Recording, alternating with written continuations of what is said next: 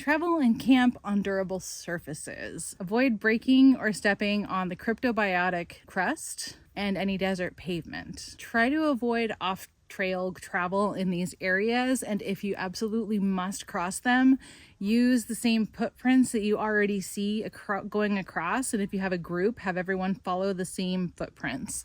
That first set is the one that does the most damage. Avoid widening trails, so stay single file if you're in a group toward the middle of the trail, even if it's rocky or it's wet. Vegetation can take years or even decades to recover from being stepped on, and it's especially fragile out in the desert here. So look for large expanses of rocks, trails obviously, dry creek beds, gravel, sand, and established campsites. Avoid breaking tree branches, using nails, wire, or otherwise damaging trees. Avoid using or creating social trails like those between campsites or even cutting switchbacks.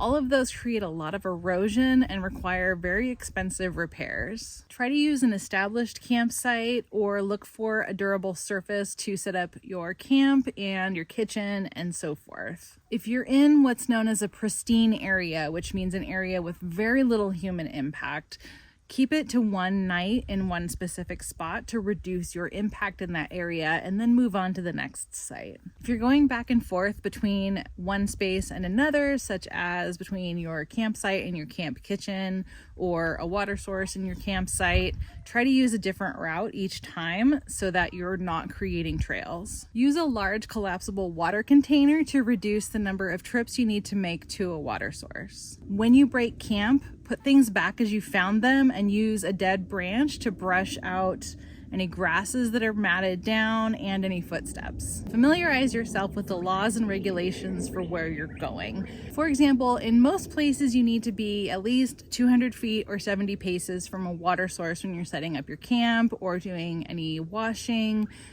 making a cat hole, etc. In California deserts, you need to be at least 600 feet or 210 paces away, and you need to reduce your time at any water source to under 30 minutes. Here in Arizona, for example, if there's only the one reasonable water source, then you have to be at least a quarter of a mile away. And all of these are to reduce the impact of animals and their access to that water. Avoid contaminating these water sources, and that's really easy to do, especially if you are hot.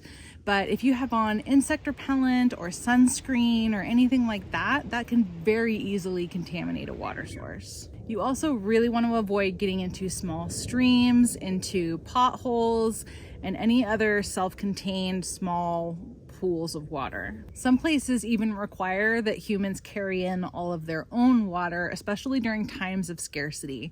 So again, know what the rules are, where you're headed, and learn how to properly cache and create your route based on where you can cache your water. Keep any pets or livestock from defecating in or near a water source. Adjust your water consumption based on that water source. So for example, if you are at a pothole, there aren't a lot of sources, really try to keep it to a minimum.